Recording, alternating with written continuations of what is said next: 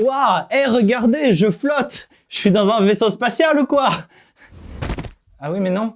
Non, parce que comme ça... Non, parce que les platistes, du coup, ils vont savoir que c'est une supercherie.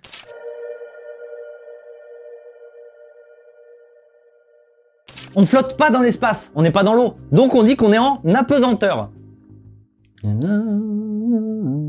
L'apesanteur, L''apesanteur, est l'absence de gravité. Là, par exemple, je suis sur Terre. Oui, je suis sur Terre, je suis pas vraiment dans un vaisseau spatial. Je sais que le décor est très réaliste et tout, mais c'est pas la vraie vie. Alors que la Station Spatiale Internationale, ça c'est la vraie vie véritable. Et les astronautes flottent vraiment véritablement dedans. Oui, je sais que j'ai dit que c'était pas vraiment flotter, mais on n'est pas en test d'astrophysique là, alors laissez-moi tranquille. Nous on est vidéastes, on est là pour vous faire rêver, vous permettre de vous échapper de votre quotidien, vous faire oublier la morosité ambiante de votre vie de merde. Et moi d'oublier la morosité ambiante de votre vie de merde. Donc je suis sur Terre et je pèse un certain poids, qui ne vous regarde pas, je ressens donc mon poids, mais pas trop parce que j'ai l'habitude, bref, je suis debout et je vis quoi. Si j'étais en apesanteur... Je crois que je préférerais être humaine que de subir encore cette chanson. Ouais, je vois ce que tu veux dire. Humain. Si j'étais en apesanteur, la gravité ne me permettrait plus d'être debout les deux pieds au sol. C'est comme si je pesais plus rien. Mais je ne m'envolerais pas pour autant. Tel un ballon d'hélium qu'un enfant aurait lâché par inadvertance, créant en lui un chagrin immense. Mais qu'il est con ce gosse, ça coûte 15 balles cette merde! En apesanteur, si je voulais me déplacer vers le haut ou le bas, ou à gauche ou à droite, il faudrait que j'exerce une force dans la direction opposée du sens où je veux aller. Quand il n'y a pas de gravité, le haut et le bas, ça n'existe pas. Ces conneries de haut et de bas, ça veut rien dire ces machins. Selon comme on est tourné, ça change tout. En l'occurrence, le bas, c'est un référentiel qui existe uniquement quand on a effectivement un bas. C'est-à-dire un sol sur lequel être debout. Un astre avec une gravité qui vous attire vers son centre. Du coup, sans gravité, en apesanteur, bah y a pas de bas. Et là, vous vous dites peut-être, mais... c'est quoi la différence entre l'apesanteur et l'impesanteur? Eh ben, il n'y en a pas vraiment, en fait. Après, oui, si vous êtes un petit peu tatillon, il y a une petite différence. Mais je passe toujours pas de thèse en astrophysique, donc allez voir ailleurs si j'y suis. L'apesanteur, c'est l'absence totale de gravité, et donc pas de poids. L'impesanteur, c'est l'absence apparente de pesanteur. Il y a un peu de pesanteur, mais on la ressent pas. Mais en vrai, peu de gens font la différence, donc on entend surtout en apesanteur. Après, il y a un autre terme aussi, la non-pesanteur. Mais c'est désuet. Même désuet, c'est désuet. Est-ce que c'est désuet de dire que désuet, c'est désuet? Et est-ce que c'est désuet de dire que c'est désuet? De dire que c'est désuet, désuet. Excuse-moi, je me permets de t'interrompre puisque tu m'as déjà intégré à cette vidéo. Ferme-la et t'entends en script! Je préfère quand on ne voit pas, toi. Invisibilisation des femmes, je vais te cancel! Tous les astres n'ont pas la même pesanteur. Sur la Lune, par exemple, elle est 6 fois moins forte que sur Terre, parce que la Lune est plus petite et moins massive, donc la force gravitationnelle est plus faible. Du coup, vous pouvez sauter hyper haut. Bon, plus que ça, mais vous voyez l'idée. Sur Mars, la pesanteur est environ 3 fois plus faible que sur Terre. Du coup, je pèse 3 fois moins lourd. Mais mon humour reste le même. Rapport au fait que ce soit lourd, et que mon humour aussi, il est lourd. Vous l'avez? La pesanteur, elle est là, elle se dit « Oh là là, c'est trop lourd pour moi !» C'est si long. Le petit drone Ingenuity qui a été conçu pour voler sur Mars, par exemple. Il a fallu que les ingénieurs se creusent la tête pour fabriquer un machin plein de technologie, mais en pas lourd pour le faire décoller du sol martien. Sur Terre, Ingenuity pèse 1,8 kg. Sur Mars, Ingenuity pèse 600 grammes. Donc on le fait pas décoller de la même façon sur Terre que sur Mars. D'autant que l'atmosphère martienne est beaucoup moins dense que sur Terre. Voilà, c'est tout, il n'y a pas de suite pour Ingenuity. De toute façon, il est tombé, il est cassé. La pesanteur, on peut en faire l'expérience sur Terre. Par exemple, dans un ascenseur en chute libre. Mais c'est pas recommandé. Faites plutôt un vol 0G. C'est vachement bien les vols 0G. Moi, j'adorerais faire un vol 0G parce que j'adore les vols 0G. C'est mon rêve de faire un vol 0G. Donc, si vous êtes une entreprise de vol 0G, eh ben, sachez-le. Voilà. Fin de la parenthèse subtilité. Mais cependant, qu'est-ce donc qu'un vol 0G finalement? Eh ben c'est un vol en avion en zéro gravité. Comment un avion 0G fait-il pour reproduire de la pesanteur? Eh bien en faisant des paraboles. Et c'est très bien parce que ça évite d'aller dans l'espace pour tester des trucs, faire des expériences scientifiques. Et dans une parabole, il y a 3 phases. Avant toute chose, l'avion doit atteindre 810 km/h et se trouver à 6000 mètres d'altitude. À ce moment-là, la force ressentie à bord de l'avion est de 1G. 1G, c'est notre poids normal sur Terre. Donc personne n'est déboussolé. Une fois cette altitude et vitesse atteinte, l'avion entre en parabole, il cabre, c'est-à-dire qu'il monte le bout de son pif, à un angle de 50 degrés pour atteindre environ 7600 mètres d'altitude en 20 secondes. Pendant cette phase, on est en hypergravité, et la force ressentie est de 1,8 G. Du coup, vous avez l'impression de peser 1,8 fois votre poids, et vous êtes collé à votre siège. Par exemple, si vous pesez, mettons, 70 kg, vous aurez l'impression d'en peser 126. Vient ensuite la parabole. L'avion monte toujours, mais réduit sa vitesse jusqu'à 380 km/h pour se mettre en trajectoire balistique. L'avion se retrouve en chute libre pendant 22 secondes et c'est là que vous êtes en train de vous éclater comme des petits fifous. Ou de vomir votre race, c'est selon. Toi, tu vomirais. Et alors ? Rien, vomis donc. Après ces 22 secondes d'apesanteur, l'avion entre dans sa phase de sortie de parabole. Il fait un piqué à 42 degrés et se redresse petit à petit tout en réaccélérant pour revenir à l'horizontale. Pendant le piqué, on est à nouveau en hypergravité et donc scotché là où on a pu s'accrocher quand on est revenu de la phase d'apesanteur. Une fois revenu à l'horizontale, petite pause de 2 minutes.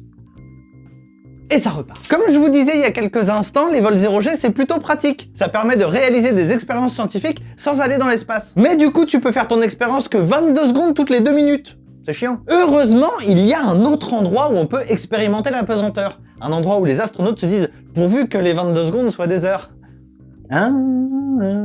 C'est dans la station spatiale internationale et effectivement là-bas tu peux faire tes expériences durant 22 secondes toutes les 22 secondes pendant 6 mois. L'ISS orbite autour de la Terre, elle est constamment en chute libre, mais grâce à sa vitesse de 28 000 km/h environ, on n'est pas à 500 km/h près, elle suit la courbure de la Terre sans jamais retomber. Elle reste donc en orbite à environ 400 km d'altitude. Et du coup les astronautes à l'intérieur sont en chute libre aussi, donc en apesanteur. L'ISS c'est un laboratoire géant avec de nombreuses expériences qui sont menées tous les jours pour faire avancer la science. À la base, l'ISS sert à comprendre comment fonctionne le corps humain dans l'espace, parce que là-haut, notre santé est mise à rude épreuve. Si les astronautes se préparent pendant des années à aller dans l'espace, c'est pas parce qu'ils ont une envie viscérale d'apprendre le russe. Ils doivent aussi préparer leurs conditions physiques et apprendre à l'entretenir une fois là-haut. Les organismes des astronautes sont affectés par l'apesanteur et je trouve ça formidable. Parce que ne pas utiliser ses jambes et presque tous ses muscles pendant des mois, c'est pas bon pour la santé. Mais bon, ça on le sait, la sédentarité c'est pas bien, faut bouger tous les jours.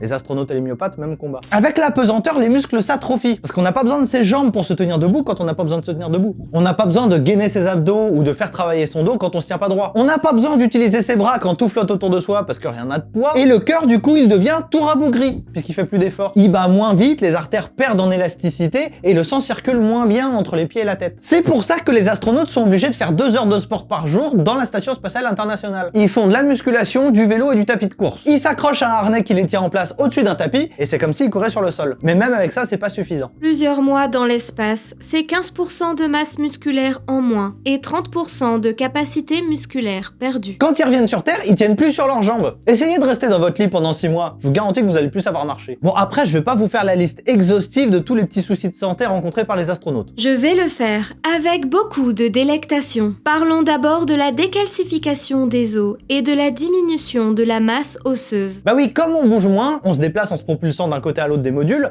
on ne stimule pas vraiment l'organisme. Ça fait de l'ostéoporose en gros, comme chez les personnes âgées. La dégradation de votre vue. On a encore du mal à expliquer ce phénomène, mais la vue peut baisser si on passe trop de temps dans l'espace. C'est un peu chiant. Tu vois quoi là? Une débile qui montre un panneau. Et en bas, c'est marqué Made in Taiwan. Après, il y a le système immunitaire qui en prend un coup aussi. Tout ça, c'est en partie dû au stress et aux modifications de l'environnement. La micropesanteur, l'hypergravité au décollage, les 16 levées et couchers de soleil par jour dans l'ISS, les chocs thermiques réguliers, etc., etc. Parce que tout ça, ça n'aide pas trop nos petits anticorps à travailler. On le sait parce qu'on l'a testé sur des tritons qu'on a envoyés dans l'espace. Bah oui, pourquoi pas des tritons? Et du coup, pour éviter de favoriser une épidémie de gastro ou je ne sais quoi dans l'ISS, on met les astronautes en quarantaine avant le décollage. Comme ça, on est sûr qu'ils partent pas avec une vieille maladie nulle là-haut et qui contamine pas les copains au système immunitaire flingué. Ce serait quand même con de tout faire pour aller là-haut et de bourrir à cause d'un rhume. Autre point de fragilité, votre système neurosensoriel.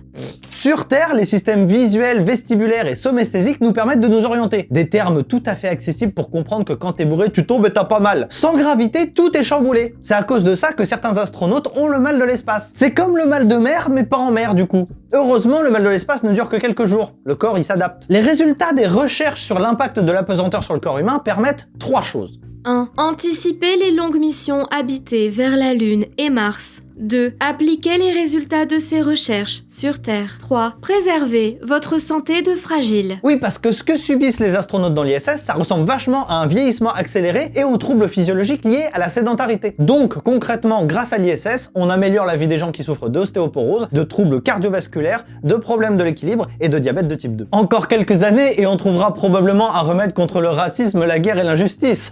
Merci l'ISS. Les astronautes sont donc des espèces de cobayes humains puisque des recherches recherches sont menées directement sur eux. Ils font des bilans de santé, ils documentent ce qu'ils vivent, etc. Bref, tout ce qu'un triton n'est pas capable de faire puisqu'il n'est pas doté de pouce opposable ni de parole.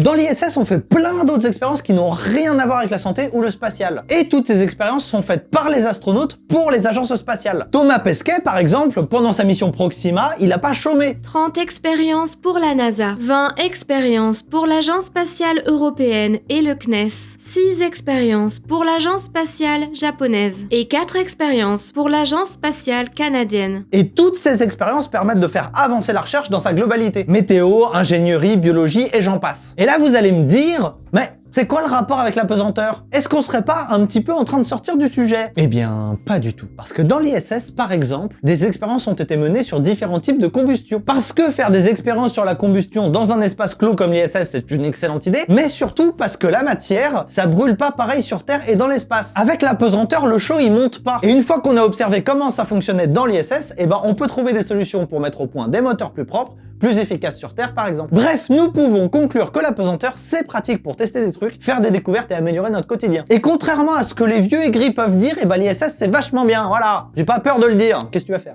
L'ISS c'est vachement bien, mais bientôt il y aura une autre station spatiale internationale. Mais cette fois elle orbitera autour de la Lune. C'est la mission Artemis.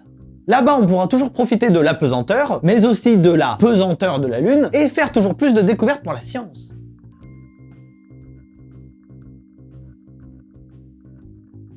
Et là, je dis plus rien.